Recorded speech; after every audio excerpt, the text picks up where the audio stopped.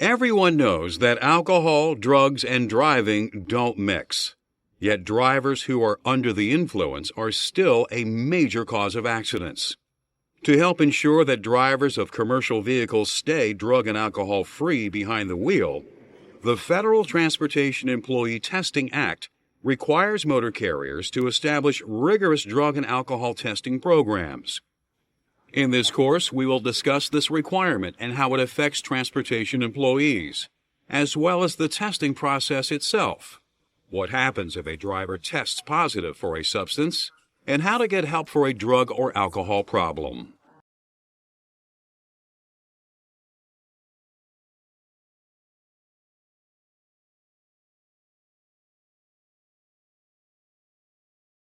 According to National Highway Traffic Safety Administration NHTSA estimates, 42,795 people died in motor vehicle accidents in the United States in 2022.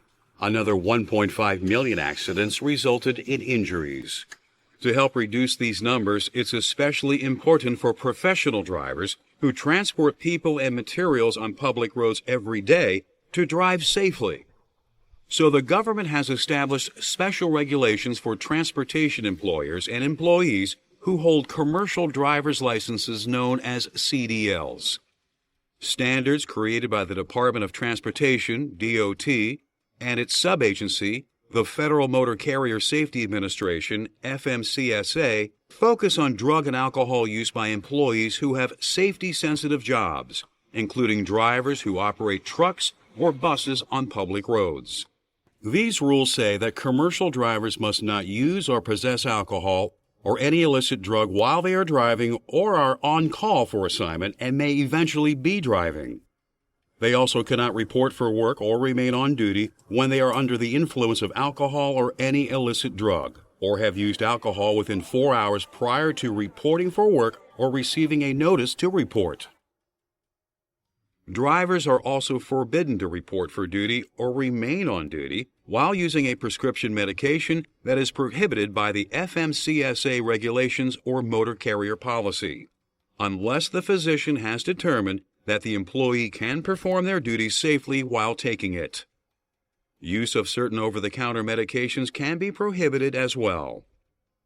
These regulations apply to all CDL drivers who operate commercial motor vehicles that have a gross vehicle weight rating greater than 26,000 pounds, are transporting more than 16 passengers, including the driver, or are carrying hazardous materials. They can also apply to mechanics, dispatchers, warehouse workers, or other employees who act as occasional or fill-in drivers. To help enforce these regulations, motor carriers are required to set up drug and alcohol testing programs for their employees. If an employee fails a test for any reason, they must be removed from their driving activities immediately. The DOT also prescribes a minimum set of requirements that violators must complete in order to return to duty.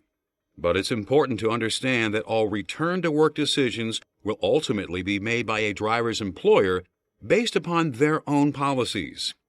So, for instance, there is no guarantee that an employee's old job will still be waiting for them even if they fulfill the DOT's return-to-duty requirements. And since the FMCSA maintains a database of violators that is available to all employers, other motor carriers will know if a driver has a history of drug or alcohol violations. So, for the sake of their current jobs as well as future livelihood, drivers of commercial motor vehicles should keep their name out of that database.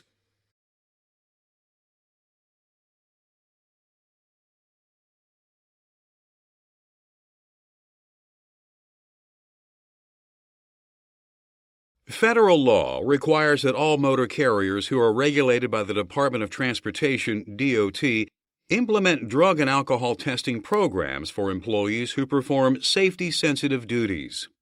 This includes all professional drivers who operate trucks or buses on public roads, mechanics, warehouse workers, and others. There are 3 types of drug and alcohol tests that are currently used to detect the presence of drugs and alcohol: urinalysis, breath testing, and testing oral fluids.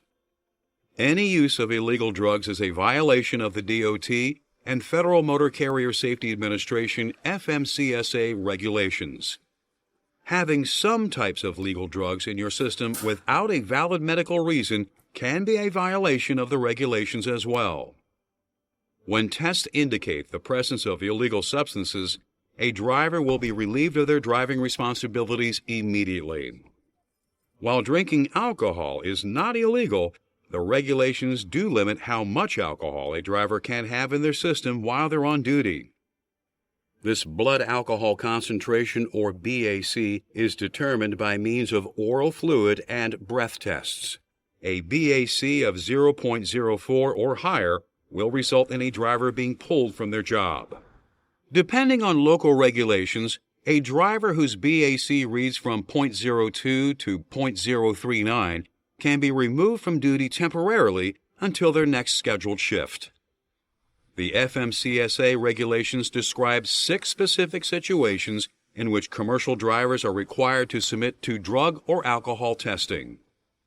First, newly hired drivers must test negative for drugs before their employer allows them to operate a commercial vehicle on public roads.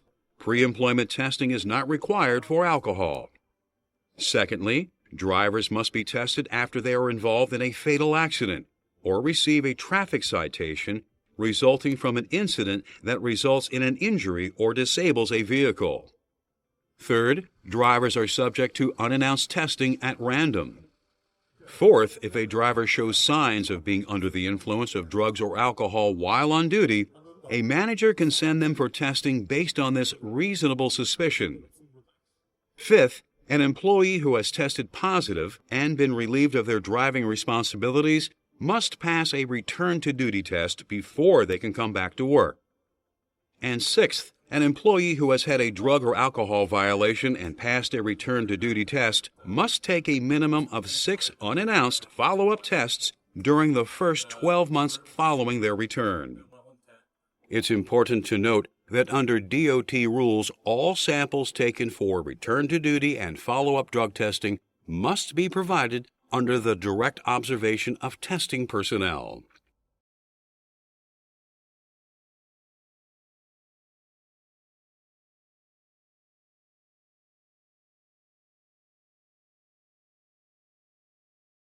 For a commercial driver, there's nothing very complicated about taking a drug or alcohol test.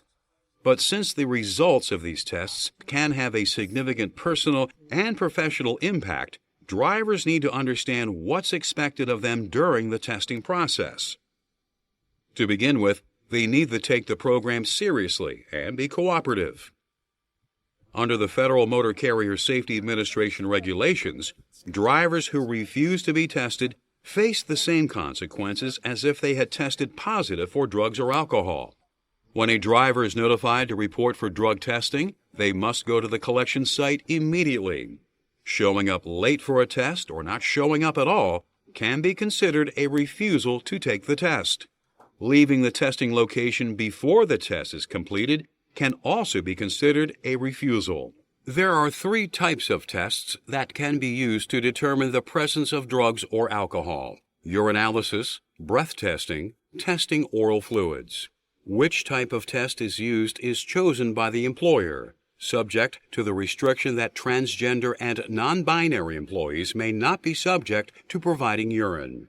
The sample is then tested for traces of 5 types of drugs: marijuana, cocaine, opiates such as heroin as well as opioids, amphetamines and methamphetamines, and phencyclidine, better known as PCP. If urinalysis is being used, a driver who is unable to provide a urine specimen within 3 hours will be evaluated by a licensed physician, known as the Medical Review Officer, MRO. If no medical condition is found to explain the driver's inability to provide a specimen, it will be deemed a refusal to take the test. If a urine sample indicates that it may have been tampered with or is otherwise fraudulent, the driver may be required to provide another one under the direct observation of testing personnel. Once analysis of the sample is complete, the laboratory will report the results to an MRO who reviews the findings, evaluates any medical issues that may be involved, and passes the results on to the driver's employer. In general, the procedures involved in breath and oral fluids testing are similar to those for urinalysis. The driver who is being tested is expected to report promptly to the test site and complete the testing process within the allotted time. Their breath or oral fluids is sampled and analyzed to determine the employee's blood alcohol content, BAC. A screening test technician or breath alcohol technician will perform an initial assessment using a breathalyzer or oral fluids swab. If the driver's BAC reads lower than 0.02, the testing is complete and no further action is required.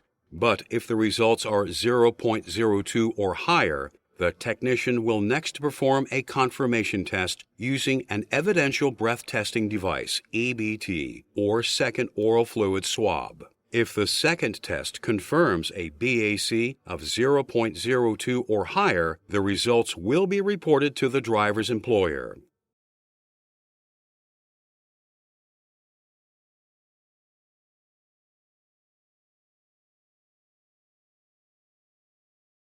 The drug and alcohol testing programs that motor carriers implement for their employees help to accomplish several important goals.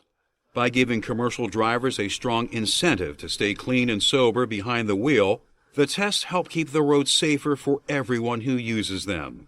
And by identifying drivers who have a substance use disorder, testing helps to get them off the road before someone gets hurt. The testing program also allows those drivers to do what's necessary to get their life and career back on track. The Department of Transportation calls this process return to duty, and it begins as soon as a driver is informed that their test shows a drug or alcohol violation. At that time, they are provided with a list of substance abuse professionals, SAPs, that have been compiled by the agency. They can then select an SAP from the list and meet with them. The SAP will evaluate the driver's substance abuse problem and create a treatment plan to address it. The plan will usually include education and counseling to help the driver understand their problem and get it under control. When the treatment plan has been completed and the SAP believes the driver is ready, they will be given the appropriate return-to-duty drug or alcohol test. Department of Transportation regulations require that testing for return to duty and follow-up drug tests to be provided under direct observation of testing personnel. A driver who tests as clean and sober is again allowed to drive a commercial motor vehicle on public roads. But the driver will continue to receive treatment and guidance for their substance use disorder as recommended by the SAP. They will also be subject to no fewer than 6 unannounced drug and alcohol tests in the first 12 months after they return to service. And in some cases, an SAP can recommend that unannounced testing continue for up to 60 months.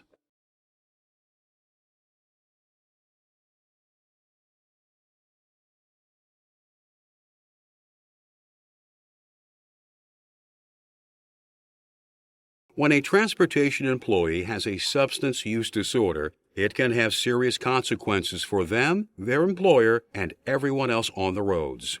But they don't have to wait for a crash or a positive result on a drug or alcohol test before they start dealing with their situation. They can use resources within their company, union, and community to help themselves before a catastrophe occurs. Many employers and unions offer voluntary referral programs or employee assistance programs, EAPs, for employees who need help with a substance use disorder. And self-reporting can not only help a driver get on track for assistance and treatment, it can also help to secure their job by demonstrating to their employer that they are responsible and professional enough to take the initiative in getting help.